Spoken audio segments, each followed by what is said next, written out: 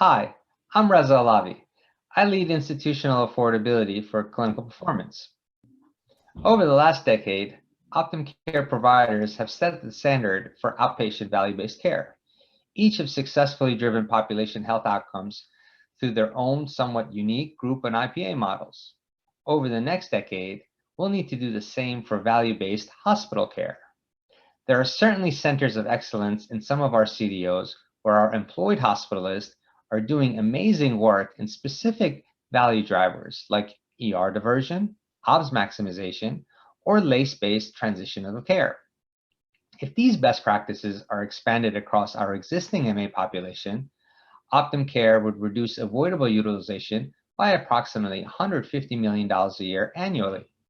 With Optum Care's MA growth projections over the next 5 years, value-based hospital programs could drive $300 to $500 million a year in savings at mature state.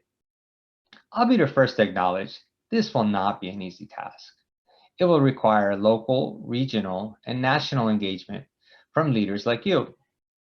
To get us started down this journey, my team has engaged the CLC Work Group, Hospitals Forum, OAS, and Sound Physicians to develop a series of position papers on what we're calling value-based hospital care, or VBHC for short, going forward. The overview paper lists the core principles of VBHC, draws a contrast with how they differ from fee-for-service hospitalist behaviors, and articulates the value proposition of each core principle. The primary value drivers can be grouped into 4 categories. First, alternative admissions placement, or what some colloquially call secondary ER diversion. Second, observation care.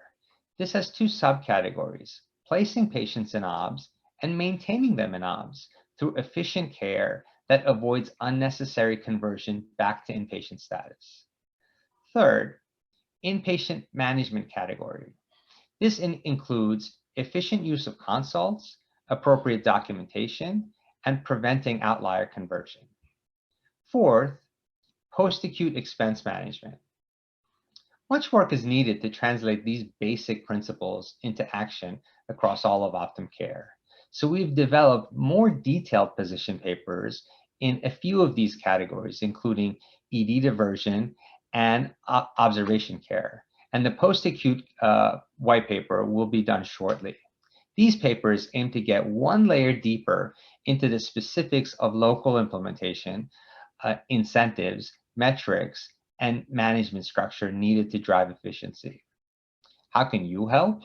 Well, start off with engaging your local employed and contracted hospitalists around VBHC discussions on their program design, staffing, and incentives.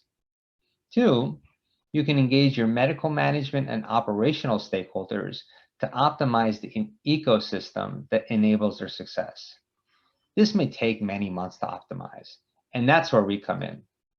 The clinical performance team can support you with embedded care transformation projects, as well as broader enterprise partnerships. Best of all, we're always free.